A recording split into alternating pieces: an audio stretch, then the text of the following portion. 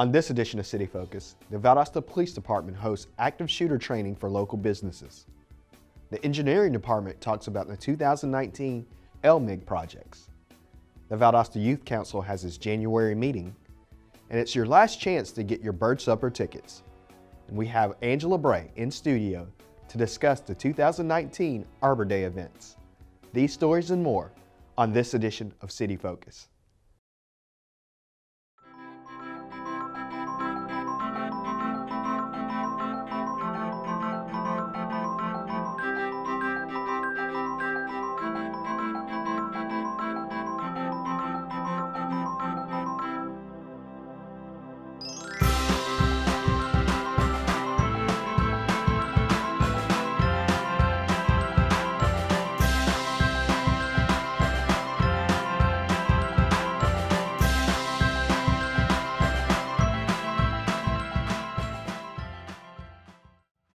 Welcome to City Focus. I'm Marcus McConico, the media coordinator for the City of Valdosta.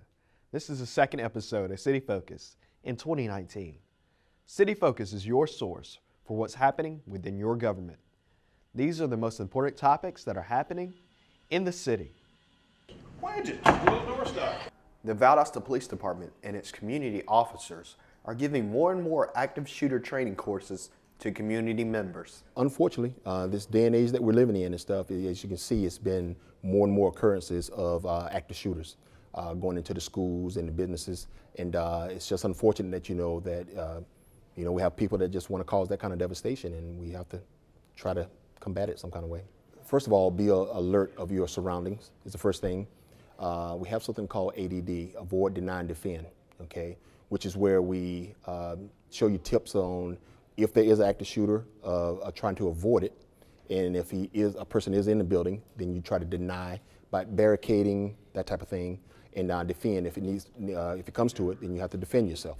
Active shooter situation is scary for everyone, including the officers going into the situation. I was telling this forum that it's very scary because, again, when you're going into an active shooter scenario or environment, you're not sure what you're encountering. You don't know how many at that time. You don't know what type of weapons. So it's just scary. And again, with the victims itself, when you enter a building, they're scared. So you have all the victims also running towards you. And a lot of the times the perpetrator will blend in, with the crowd. So you just never know. Being aware of your surroundings is a tip that Officer Lester gives in each class. Well, the first thing I would probably say is beware of your surroundings, okay? If you see something out of place or you feel that something is just not right, always call law enforcement and just have us check it out to make sure that it's nothing, okay? Would be my biggest thing, that you be aware of your surroundings. Officer Lester and Hancock are willing to give this information to any business or individual that needs it. With us being community police officers, okay, and that's what Officer Hancock and I do, we go around to different venues as far as schools, businesses, and we also, we put on this presentation just to give people some pointers and some tips on how to possibly, not as much as prevent, okay? If you're unfortunate to be in a situation like that, some of the tips to try to help you survive. For more information, contact Officer Randall Hancock.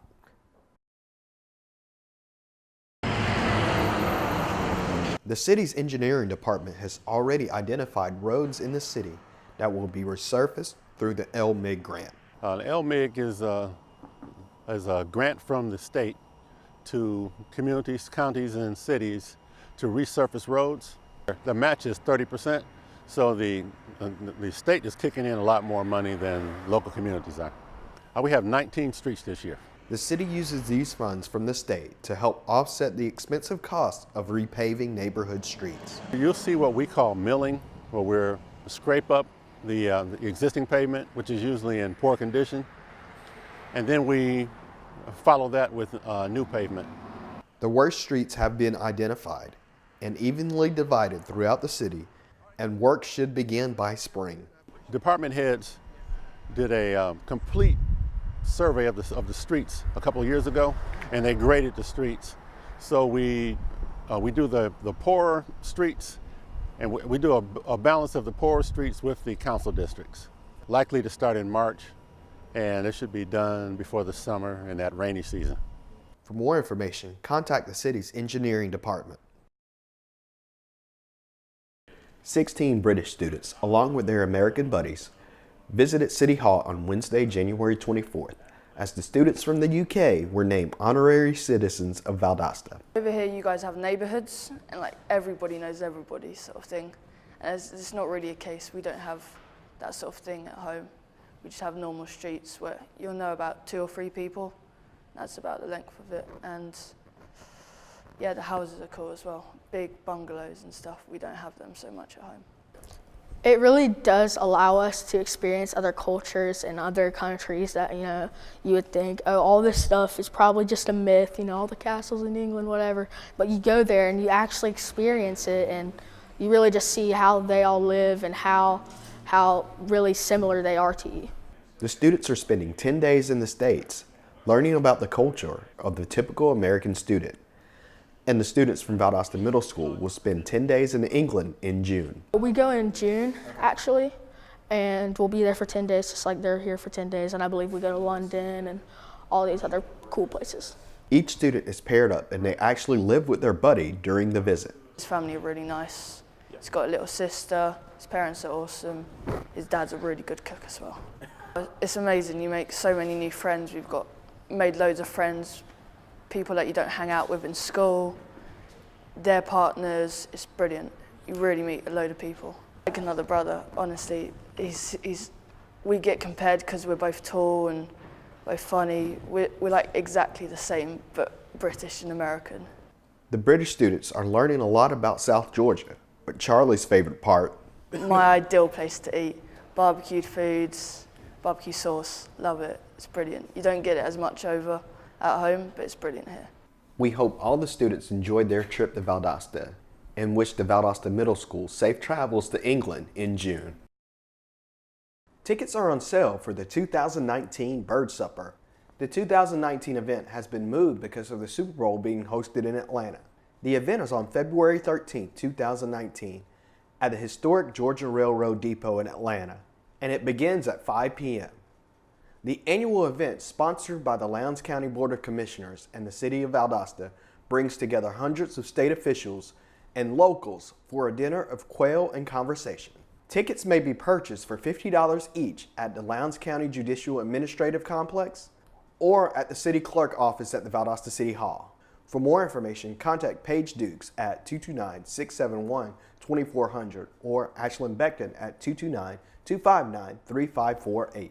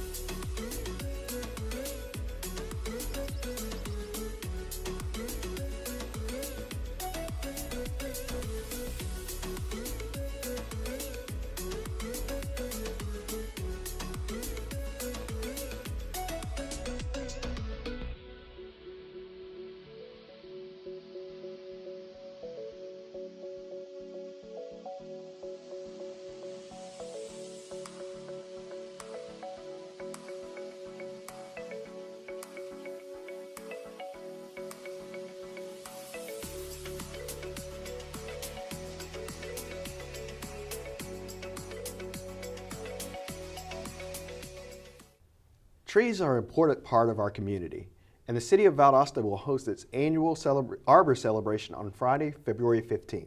We have Angela Bray here to talk to us about all the events that will be happening that week. Welcome to the show, Angela. Thanks, Marcus. Mm-hmm. Well, Valdosta takes pride in its trees. So how much does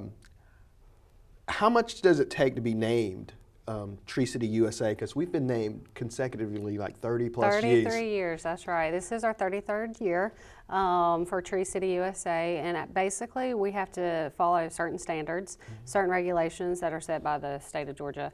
We apply every year through an application through the Georgia Urban Forestry Commission. And basically we have to have an arborist and certain parameters that we have to meet in order to be certified.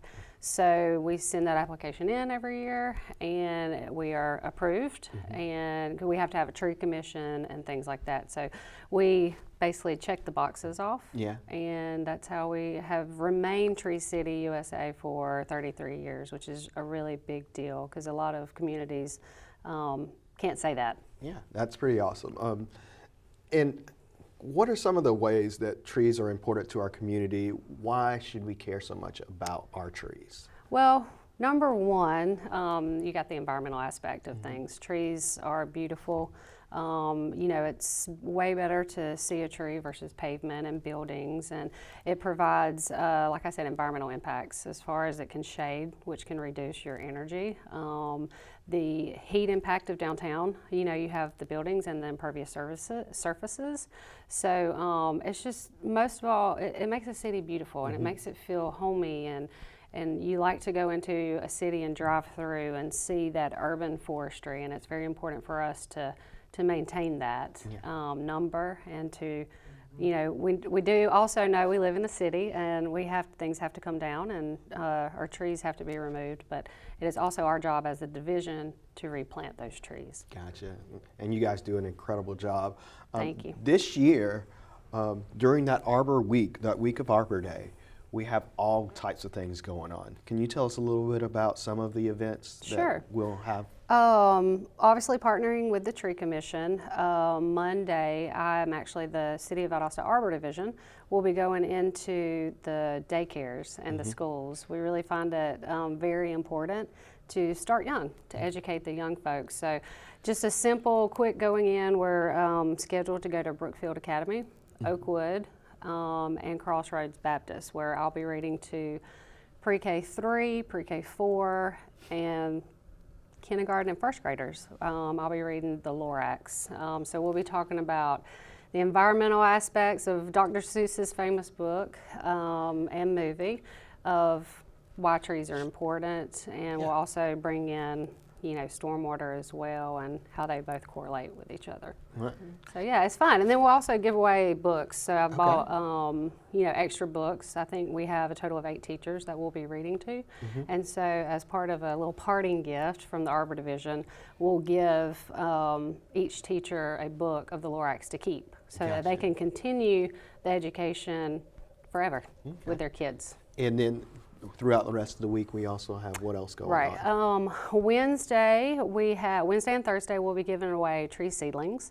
We have about 500 tree seedlings to give away, so that anybody can come and pick those up from 5 to 8 in the engineering department, which is located upstairs at the city annex.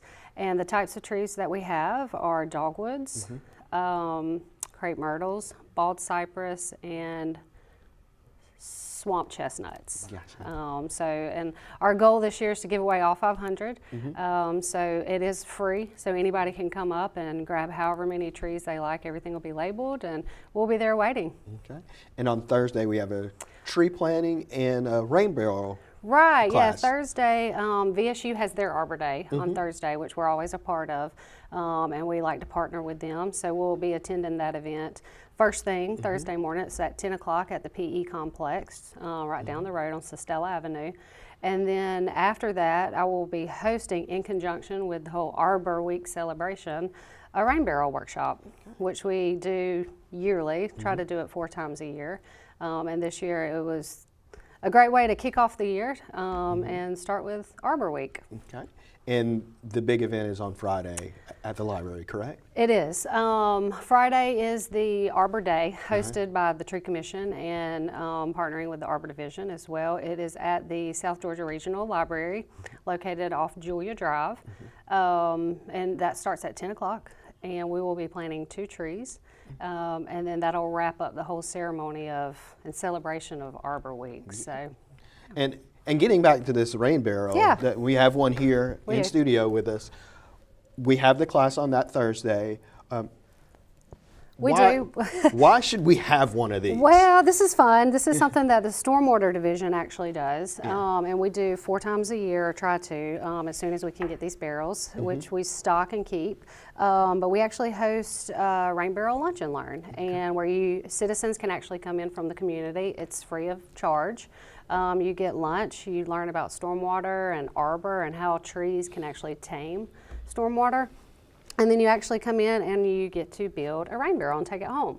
So what they do, they come in, it's an hour-long lunch and learn.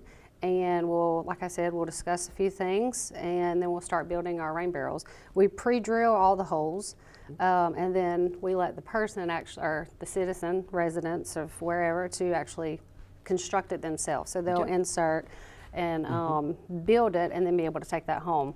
So I think as of today, we've probably given out or passed out more than like 300 rain barrels through the community. We're always booked. Yeah.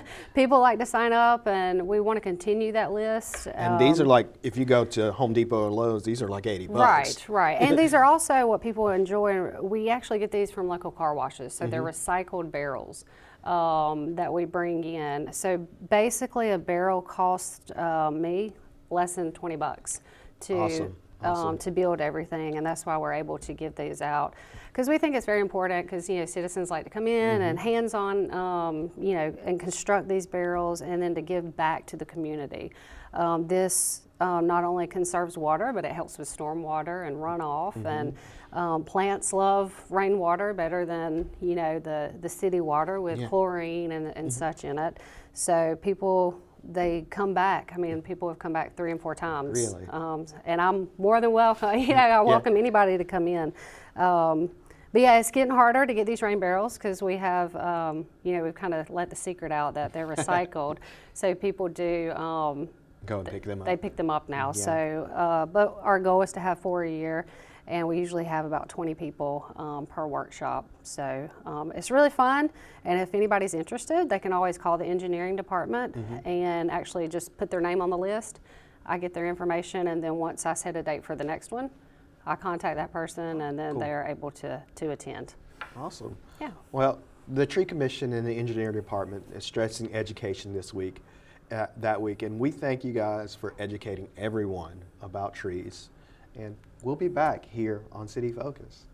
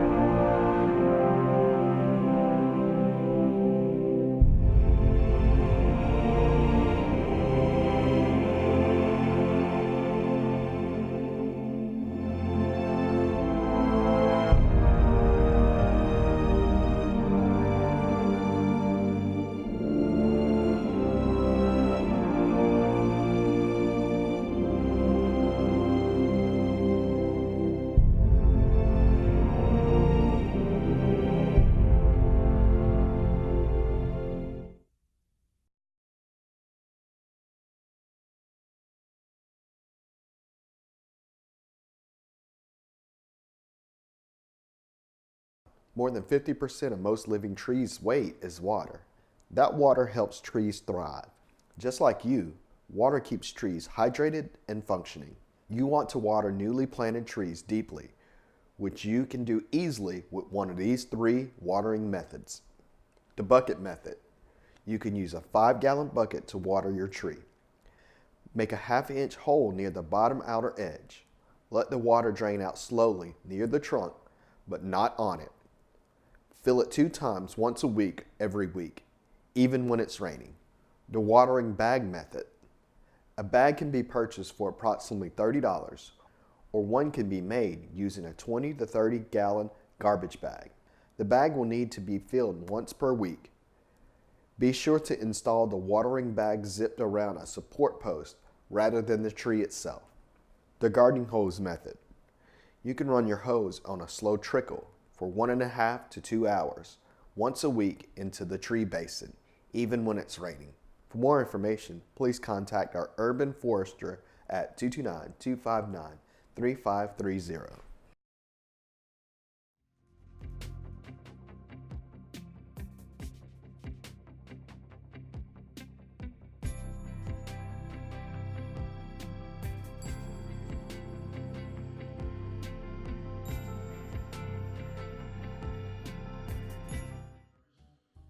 Valdosta is home to many organizations that hold events throughout the year.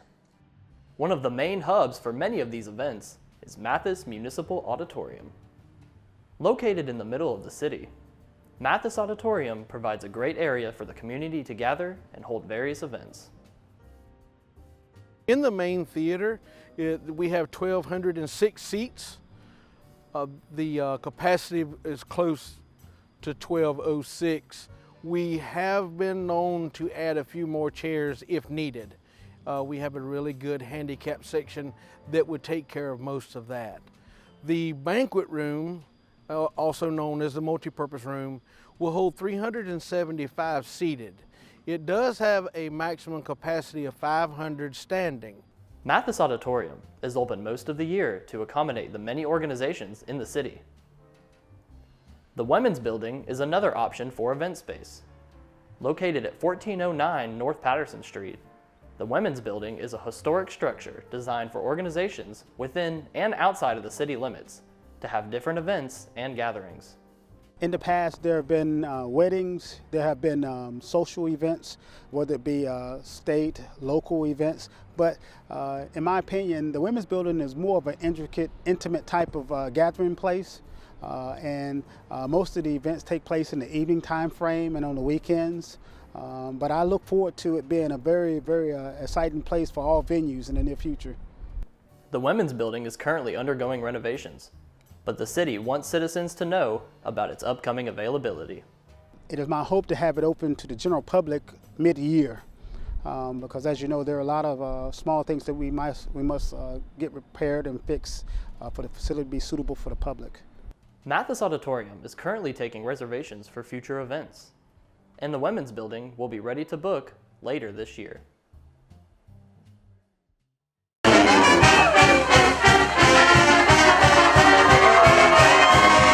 Mayor Gale and Chairman Slaughter officially named January 24, 2019 Valdosta State University Football Day as the community celebrated its 2018 Football National Championship. I, John Gale, Mayor of the City of Valdosta, and I, Bill Slaughter, Chairman of the Lowndes County Board of Commissioners, do hereby proclaim Thursday, January 24, 2019 as Valdosta State University Blazers Football Team Day. Senior Stuart Spence thanked everyone for coming along for their incredible ride. We couldn't have done it by ourselves, though. I want to give a big thank you to all of our fans, all of our students, the community, everybody that supported us throughout the season, from every home game to even traveling to McKinney, Texas. We just want to say thank you to all of y'all. And from now and forever on, we will always be the 2018 undefeated national champs. The team raised the trophy again as streamers and confetti fell on the crowd.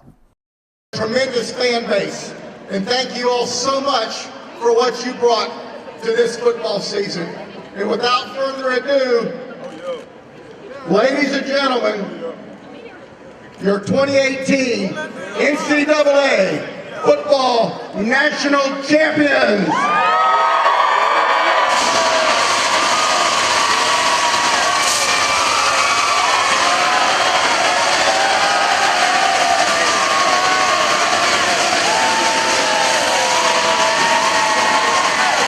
The City of Valdosta and all of Lowndes County congratulates the Blazers on a historic season. The Valdosta Youth Council met for their regularly scheduled January meeting on January 24th and discussed public safety in the City of Valdosta. They heard from both Fire Chief Freddie Broom and Interim Police Chief Leslie Manahan. Manahan and Broom both talked to the council about their careers and how they started in public safety, eventually working their way up to being in charge of their departments. After listening to each chief, the council got the opportunity to check out one of the new ladder trucks and the police mobile command unit. The Valdosta Youth Council is scheduled to meet again on February 21st at 4 p.m. On February 1st, Valdosta Main Street will kick off a month-long Love Downtown Valdosta promotion. The promotion will start during the Downtown Get Down free community concert. It will begin on February 1st and run through February 28th, the last day of the month. It's called Love Downtown Valdosta, and it is a promotion to encourage people to shop small, shop local, support all these local businesses down here. Come downtown to enjoy the concert and spend some money for a chance to win $250 downtown dollars. It'll kick off Friday, February 1st with our Downtown Get Down free community concert in Mackey Street parking lot. For every $25 you spend during the month of February, you will be entered to win a $250 gift certificate to Downtown Valdosta at the end of the month. Also, buy a lock to take part in the Valdosta Love Lock Fence. There's going to be a piece of fence installed in Biddy's Alley in between Ashley Street and Mackey Street that Miller Hardware's put together for us. And basically what it is, we're creating our own love lock fence like they have in France for Valdosta. So it's an opportunity for any and everyone to bring a lock downtown or buy a lock downtown, however you want to do it. You may have one sitting in a drawer that you want to use, and you write someone who's really special to you. You write their name on that lock. And you can write a date, you can write anything. So it could be a husband, a wife, a partner, a pet, a children, anything. And you bring it down and you lock your lock onto our piece of fence. And basically what it does, it symbolizes unbreakable love. For more information, contact Valdosta Main Street.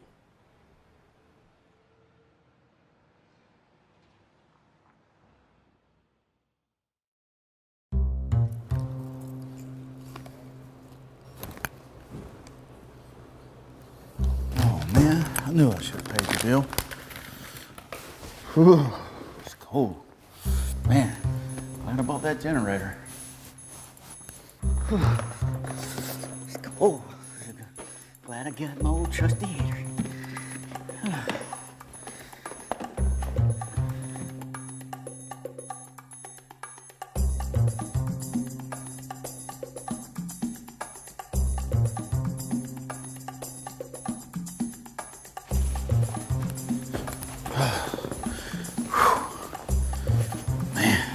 I got that heater going. Whew.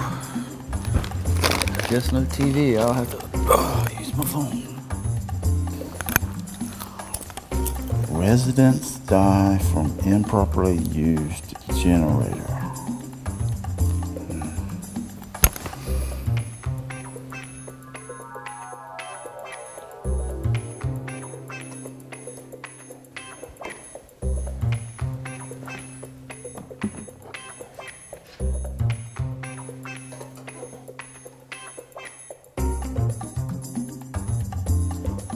Hi, I'm Lieutenant Karan Wright with the Valdosta Fire Department. When the power goes out, avoid generator use inside. Have you heard of carbon monoxide? Carbon monoxide is a poisonous, colorless, odorless gas that's released when fuel burning equipment is in operation. Carbon monoxide is found in vehicle exhaust, smoke from chimneys and grills, and smoke from outdoor small engines such as this generator. Now, it's smart to use a generator when the power goes out, but you want to be sure to do so safely. A generator should always be used outside and away from the home. When a generator is used too close to the home, carbon monoxide can creep into your home and poison those inside. And it affects those with abnormal lung function more quickly than it will someone with normal lung function. For example, if you have asthma, emphysema, or COPD, you will be more likely to be affected more quickly than someone with normal lung function. You can protect you and your family from carbon monoxide poisoning by installing a carbon monoxide detector in your home, outside the sleeping areas, on every level of your home. Be sure and change your carbon monoxide detectors every time the time changes. So when the time moves up an hour, change your detector batteries. When the time moves back an hour, change your detector batteries. If you need any assistance in how to protect yourself from carbon monoxide, contact your Valdosta Fire Department. We're always here to help you.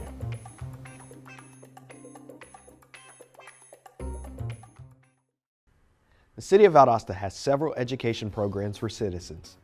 We are currently taking applications for Citizens Government 101. Government 101 gives citizens the opportunity to learn about every department in the city and get to meet the people that make your local government work. Just visit our website to apply and be a part of the 2019 class. This concludes another edition of City Focus. Be sure to visit our website, valdostacity.com. Like us on Facebook, Valdosta City Without Limits. Also like our Valdosta Youth Council page. Follow us on Twitter at City of Valdosta and subscribe to our YouTube channel, Metro 17 Valdosta, to watch City Focus on demand. Thanks for watching. We'll see you next time here on City Focus.